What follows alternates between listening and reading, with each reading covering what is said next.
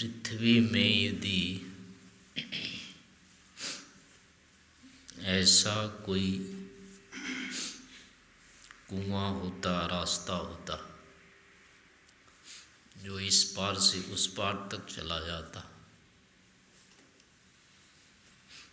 तो कैसा रहता फिर?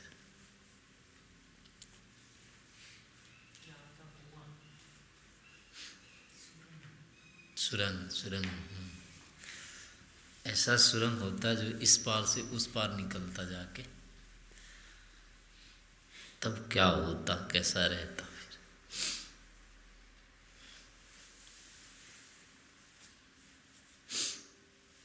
जितनी पृथ्वी अभी दिख रही है, क्या कहते हैं इसको,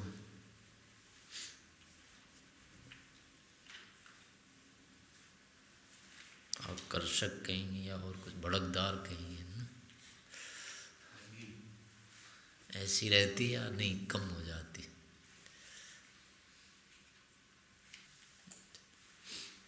बहुत अभी कैसी लगती, जैसे पृथ्वी अभी देख के लगती है, ऐसी ही लगती या और छोटी लगती, कुछ और ढंग बदल जाता है इसका स्वरूप? तो अभी तो क्या है, हम पृथ्वी पर एक जगह खड़े होकर के देखते हैं तो ये आती नहीं है बुद्धि में कभी। उधर का इधर, इधर का उधर कभी होता ही नहीं है। चक्कर लगाते लगाते भूल जाते हैं कि कहाँ से चले थे, कहाँ तक आए। जहाँ खड़े होते हैं वहीं लगता है कि यही हम सबसे उसमें हैं, चोटी पर हैं या ऊंचाई में हैं, गड्ढे में है, लगता ही नहीं है। हर जगह ऐसे ही खुलापन है।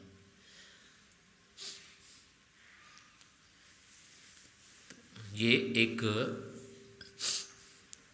किसको क्या कहेंगे, संभ्रांत सी स्थिति है।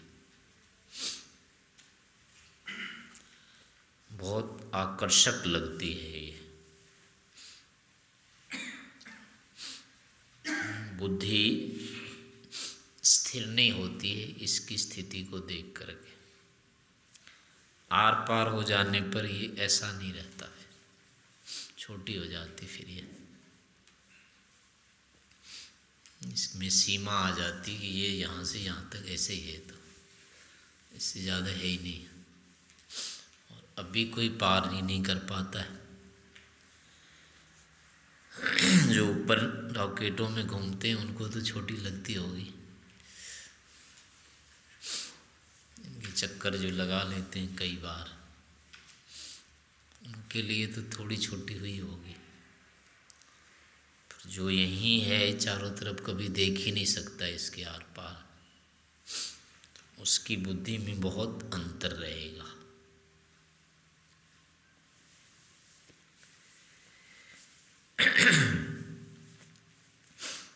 ऐसे ही और सूक्ष्मता में जाते जाते ही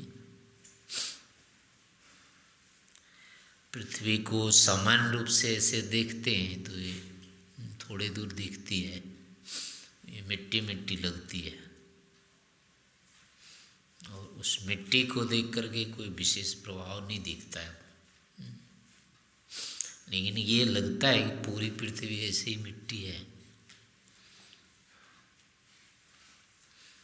खेत को देखते हैं ना नीचे, तो यही मिट्टी है ना, सारी धरती तो ऐसे ही होगी।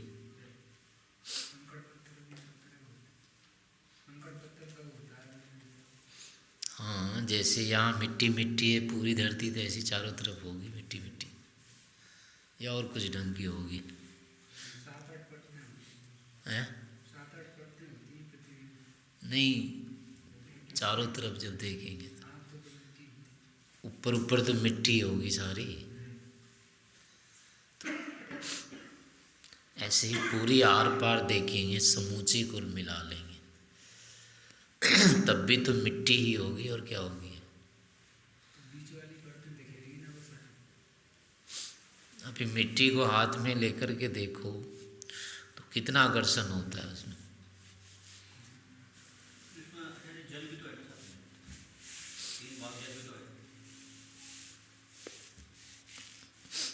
जल भी है, लेकिन वैसे देखो ना, ऊपर में जो मिट्टी है, पूरे पृथ्वी की मिट्टी ऐसे ही तो होगी ना, देख के कैसा लगेगा। अमेरिका में जा कर के हाथ में मिट्टी लेके देखेंगे, वो कैसी लगेगी हैं? यहाँ जैसे उठा के देखते हैं तो कैसी लगती है, ऑस्ट्रेलिया में देखेंगे तो कैसी लगेगी। लेकिन मिट्टी को देख करके कुछ ऐसा तो नहीं होता है ना, पता नहीं क्या है। तो ये स्थिति तो पूरे की होगी या नहीं होगी। पत्थर को उठा के, यहाँ वाले पत्थर को देखो, और अमेरिका के पत्थर कैसे होंगे, वो भी वैसे ही होंगे। अब यहाँ से ऊपर से खोद के 100 फीट नीचे की मिट्टी, रेत को देखो, उसमें कैसा लगता है।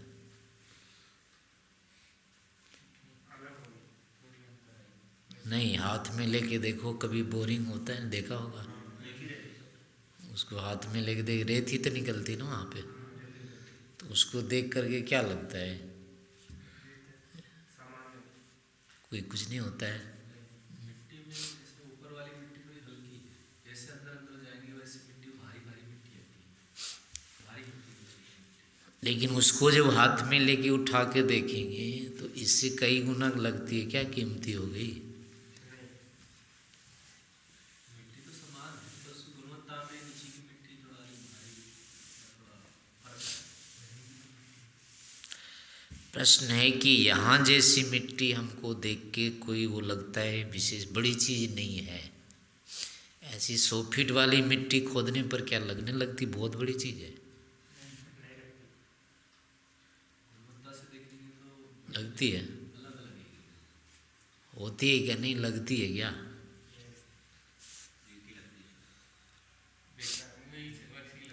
इतने नीचे से खोद के लाते हैं कोयला, वो कैसा लगता है, कोयला ही तो दिखता है वो।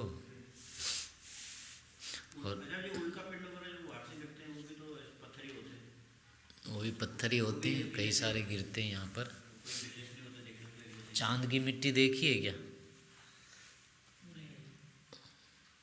उसको देखेंगे तो कैसा लगेगा, वो भी ऐसे ही होगा। थोड़ा सा कोई भी देखेंगे ना तो उसको देख के कोई विशेष नहीं लगता है वो वैसे ही रहेगा सब। लेकिन फिर जब हम पूरी पृथ्वी है ऐसे देखते हैं तो कैसे अंतर आ जाता है, जबकि चीज़ वही है, सामान्य है,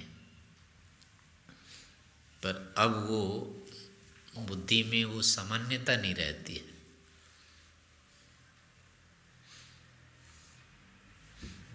चीज़ सारी वही रहती है, लेकिन फिर क्या होता है, अंतर आ जाता है।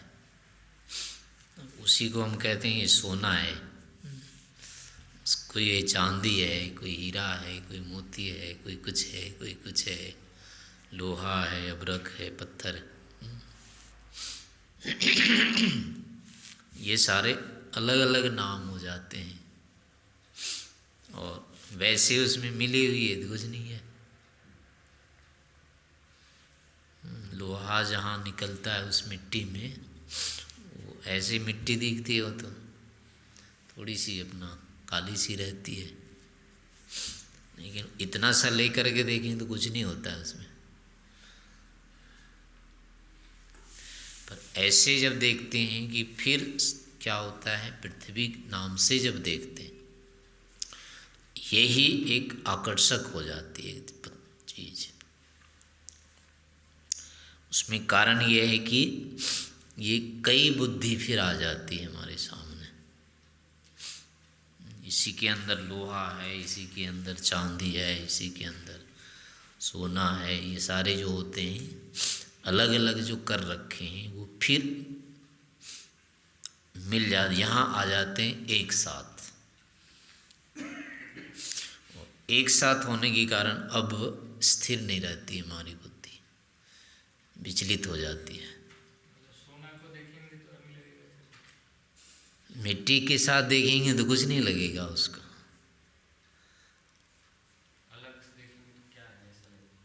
केवल सोना को देखो और कुछ के साथ तुलना मत करो, फिर देखो क्या लगेगा। विशेष लगेगा, कोई विशेष पदार्थ। कुछ भी नहीं लगेगा। केवल सोना को देखो, केवल सोना देखो। मतलब मिट्टी विट्टी ना देखे और सोना देखे तो उपयोग में, प्रयोजन में लगेगा ना, उपयोग में आने वाला है। वो पत्थर रहेगा, पत्थर के समान। नहीं, उसके कोई आभूषण आदि मत बनाओ उसको। वैसे ही पत्थर की जो होता है ना वो ईंट। और उसमें अभी बेचना नहीं है, किसी ने खरीदना नहीं है, उसको व्यवहार में मत ले जाओ अभी। सब जगह ही सोना हो मिट्टी की जगह तो। अब देखो सोने को कोई विशेषता फिर नहीं आती है। ये हीरा जो होता है बगैर तराशा हुआ देख ले तो उसमें कोई आकर्षण नहीं होता है। बगैर तराशा हुआ जो होता है एकदम जैसे निकला हो जमीन से। और तराशने के बाद फिर क्या होता है, वो वही रहता है, कुछ और हो जाता है। रहता तो वही है, दृष्टि बदल जाती है। तो क्यों बदल जाती है?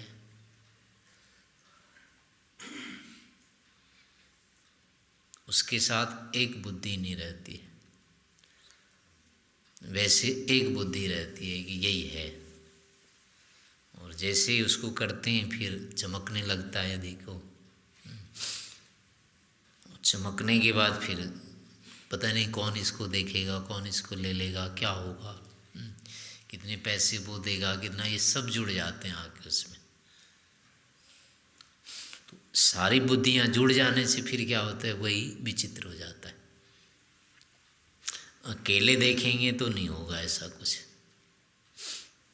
ऐसे पृथ्वी में ये केवल पृथ्वी मिट्टी को देखते हैं तो एक ही पदार्थ दिख रहा होता है, एक बुद्धि रहती है।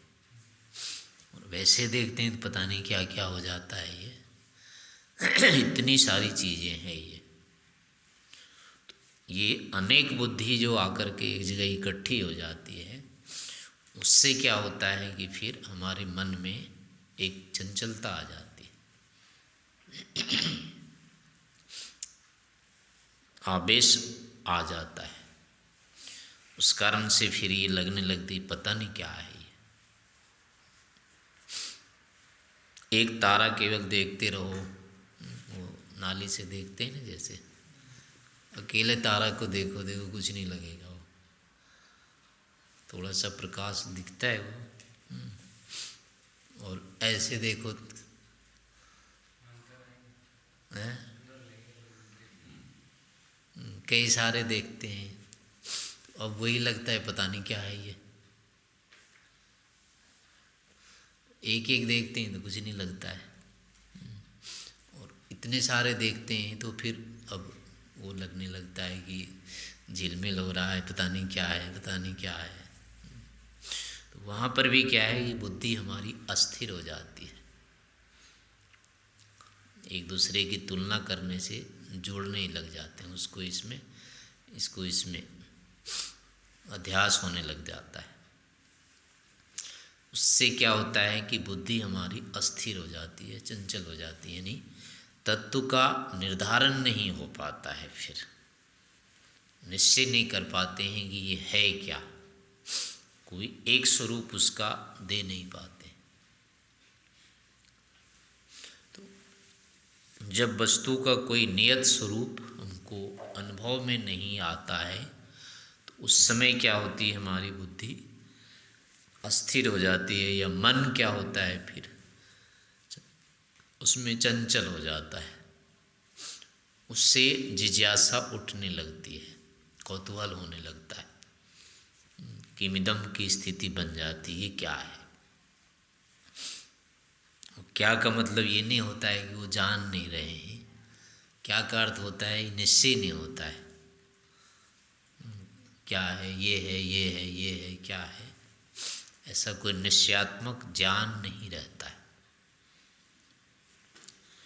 इस कारण से क्या होता है कि फिर ये सारा संसार हमारे लिए एक कौतूहल ही बना रह जाता है। तो ऐसे जब अनेक रूप में देखते रहेंगे तो कभी भी इसमें वैराग्य की स्थिति नहीं आएगी। कभी भी इसमें ऐसा नहीं लगेगा ये तो सामान्य चीज है। ऐसे ही और भी आगे चलते जाएंगे तो और भी निश्चय नहीं होता है, अभाव होने लगता है निश्चय, अभाव से भाव दिखने लग जाता है, आगे तो कल्पना भी नहीं हो पाती है। मिट्टी अब कहाँ से बन गई है, पानी कहाँ से बन गया और पीछे क्या हो सकता है, वहाँ तक तो बुद्धि बिल्कुल नहीं जाती है।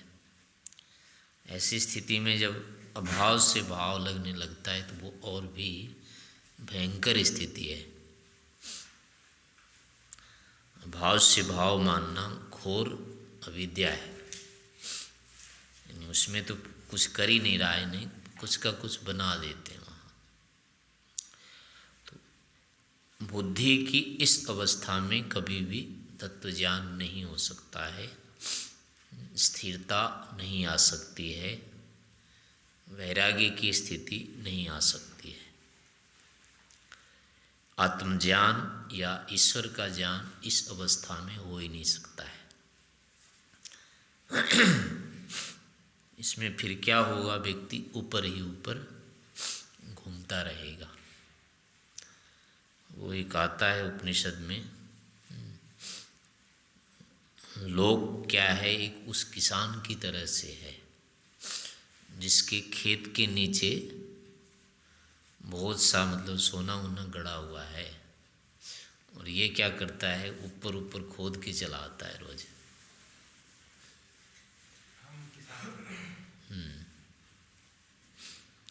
नीचे कभी वो जाके देखता ही नहीं है क्या है, बस ऊपर ही ऊपर हल चलाता रहता है और वो दरिद्र बना रह जाता है, जबकि उसके पास संभावना बहुत अधिक है। तो हमारी यानी लोक की भी यही स्थिति होती है, भीतर बहुत कुछ पड़ा हुआ है, भीतर आनंद का खजाना है, लेकिन हमारी जो दृष्टि है वो कभी भीतर तक जाती नहीं है, ऐसी ऊपर ही ऊपर घूमते रहते। पृथ्वी को देख करके हम निश्चय नहीं कर पाते आखिर ये मिट्टी है।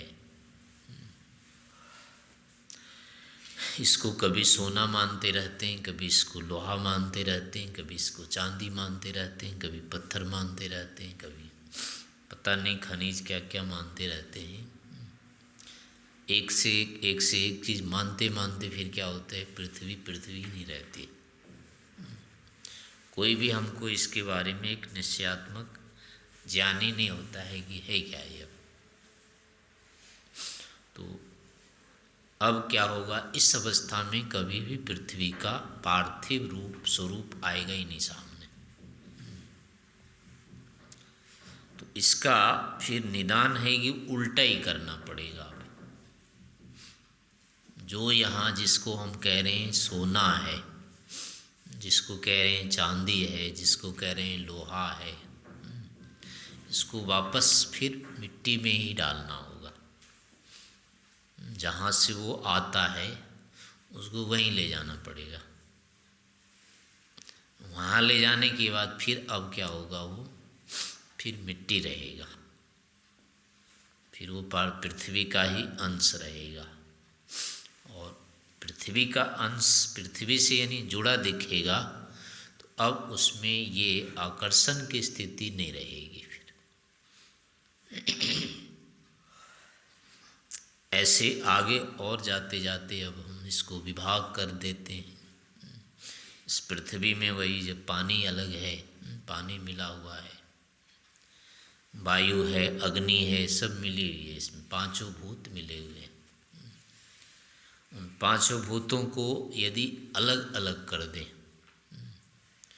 तो उसमें क्या होता है, मिली अवस्था में जो स्थिति है अलग अलग देखने पर नहीं होगी, अकेले पानी को गिलास में देखो तो ऐसा कुछ नहीं लगेगा, लेकिन नदी में देखो, जाके तालाब में देखो, समुद्र में देखें, और वही पानी क्या होता है, भयंकर या विचित्र लगने लगता है। जबकि जैसा गिलास का पानी है वैसे वहाँ का भी है। ऐसे मिट्टी के साथ, पृथ्वी के साथ मिला हुआ रहता है वो। तो ऐसे पांचों भूत आपस में अकेले अकेले यदि इसको देखा जाए तो कोई भी राग की स्थिति नहीं उत्पन्न होती, उसमें आकर्षण नहीं होता है अकेले को देख के। लेकिन जब इसको फिर घोल मिल करके देखते हैं, जब घुले मिले ये दिखते हैं तो फिर ये आकर्षक बन जाते हैं। तो बुद्धि से फिर इसको ऐसे ही अलग अलग करना होगा। ये स्वरूपतः अलग अलग है। मिट्टी अलग होती है, पानी अलग होता है, अग्नि अलग होती है, वायु अलग होती है, आकाश अलग है। इनको और पीछे ले जाते जाते जाते फिर इन्हीं इंद्रिय आदि की भी स्थिति ऐसे ही होगी। शरीर को हम जब देखते हैं तो केवल शरीर नहीं दिखता है, इसमें कई सारी चीज़ें दिखती है, और ऐसी चीज़ें दिखती है जो इसमें हमको निश्चय ही नहीं होने देती है क्या है। यानी वो चीज़ इसमें दिख रहा होता है जो दिखने का होता ही नहीं है। जीवित शरीर जो होता है वो चेतन के रूप में दिखता है। जो दिख रहा होता है उसको हम जान नहीं रहे होते हैं, और जिसको जान रहे हैं वो दिख नहीं रहा होता है। यानी चेतना जब निकल जाती है शरीर से तब ये शरीर दिखता है, हाँ ये शरीर है। इन चेतन अवस्था में देखें तो वैसा नहीं दिखेगा। ये रूप रस का एक ये ढेर है, चेतन से रहित होने पर तो लगता है, इन चेतन से युक्त होने पर अब नहीं लगता है कि ये रूप आदि का ही ढेर है। ये तो जो लग रहा होता है यानी देख रहा होता, जान रहे होते हैं, वो नहीं होता है जो ज्ञात हो रहा होता है। इंद्रिय से जैसा शरीर दिख रहा है वही होता है ये, लेकिन मान्यता में कुछ और लग रहा होता है। तो यहाँ पर भी वही घोलमेल बना हुआ है, दोनों को मिला देते हैं। मिलाने से एक विचित्रता उत्पन्न हो जाती है। तो ऐसी अवस्था में शरीर के प्रति विवेक नहीं हो सकता है। अविवेक की स्थितियाँ यही होती है, सब जगह घोलमेल कर देते हैं। बस पदार्थ को एक स्वरूप में जो उसका अपना स्वरूप होता है उस स्थिति में हम नहीं देख पाते हैं या वैसा जान नहीं रहे होते। ऐसी अवस्था में अब उस पदार्थ के विषय में हमारा कुतूहल चलता रहता है, आश्चर्य होता रहता है, ये पता नहीं क्या है। जिज्ञासा बनी रह जाती है। जिज्ञासा बनी रहने से अब वही अविवेक बना हुआ रहता है। तो इसके लिए भी उपाय वही होगा कि वहाँ भी जो अलग अलग जैसे जैसे दिखता है वो उसको अलग अलग करना चाहिए। चेतन को अलग, जड़ को अलग। जड़ में भी रूप है, जो है रस है, गंध है, स्पर्श है। ये जितने अलग हो सकते हैं उनको भी अलग करके देखना चाहिए। आगे जा कर के ये इंद्रिय रूप भी नहीं रहेंगे, मन बुद्धि भी नहीं रहेगा। ये अंत में जाके यानी कि प्रकृति होगी।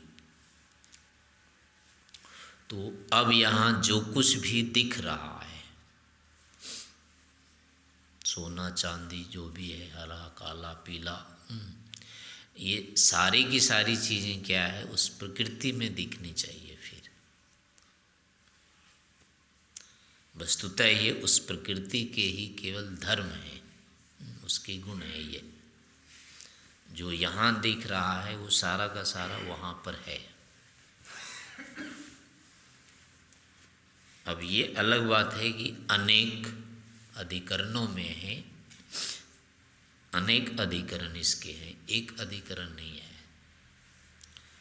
लेकिन जो कुछ दिख रहा है ये वहाँ पर है, नहीं किसी एक का ही अभी ये गुण है, उसका किसी एक का स्वरूप है ये। तो अगर उस रूप में इसको देख सकते हैं, देख लें,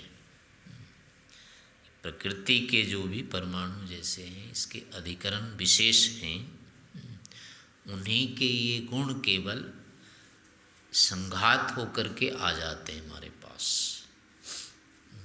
कई अधिकरणों का एक अधिकरण बन जाता है। कई अधिकरणों में जो अलग अलग गुण हैं वो एक साथ आकर के मिल करके हमारे सामने उपस्थित हो जाते हैं। तो यहाँ हम उसके एकाधिकरण को नहीं जान पाते, और अनेक जो मिल करके एक होए हुए हैं उनको एक मानने लगते हैं, लेकिन वो एक होता नहीं है। विरोध भी होता रहता है कि एक कैसे है ये, और निश्चय भी नहीं होता है कि ये अलग अलग हैं। तो इस कारण से क्या होती है, हमारी बुद्धि वहाँ पर भी संदिग्ध बनी रहती है। एक है भी निश्चय नहीं होता। एक भी नहीं है, वो कई है, और दिखता वो एक ही है।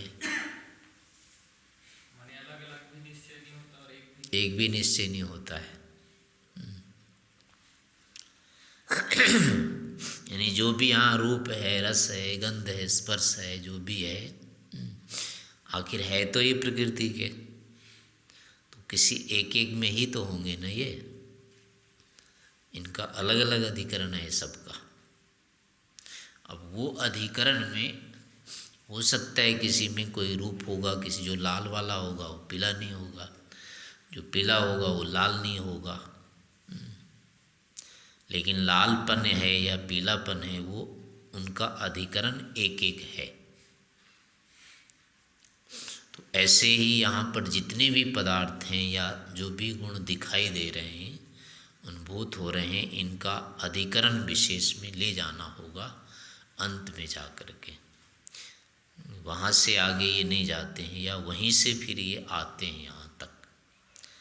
अब ये अलग हो जाएगा कितने क्रम से आते हैं ये, कितनी मात्रा से आते हैं ये, इनकी मात्रा क्रम आदि की विशेषता होती है। उस कारण से यहाँ पर अंतर दिखता रहता है।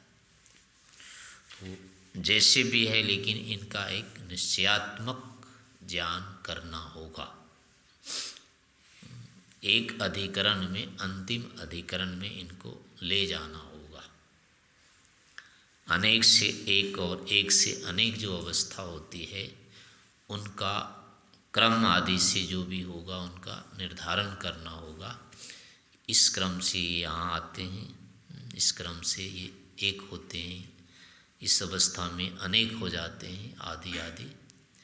ऐसा करने से फिर क्या होगा, इनका जो मिश्रण भाव है, कईयों को मिलाकर के जो एक बना हुआ है वो वास्तविक नहीं है, वो नैमित्तिक है, यानी स्वाभाविक नहीं है। तो जहाँ भी इनका एकत्व स्वाभाविक है, वहाँ जाने के बाद फिर अब ये संशय, आकर्षण, कौतूहल, आश्चर्य ये सब नहीं रहेगा। फिर वहाँ जा कर के फिर अब जब आश्चर्य नहीं रहेगा, कौतूहल, तो ये ग्राह्य हैं ऐसा भी नहीं रहेगा, अपने आप ये त्याज्य हो जाएगा। क्योंकि यहाँ ये हमको एक बुद्धि जब होती है उस अवस्था में हमारे लिए ये ग्राह्य नहीं होते। जब एक निश्चयात्मक बुद्धि इनके बारे में बनती है, ये इतने हैं, उसी समय इनसे हमारा आकर्षण समाप्त हो जाता है। तो ऐसा ही वहाँ पर भी हो जाएगा, जैसे ये निश्चयात्मक होगा इतनी है ये। तो इनके प्रति कौतूहल समाप्त हो जाएगा, और कौतूहल समाप्त होते ही इनसे वैराग्य की स्थिति हो जाएगी। तो इस प्रकार से इन सांसारिक पदार्थों का विवेचन करते रहना चाहिए और अपनी बुद्धि को स्थिर बनाते रहना चाहिए।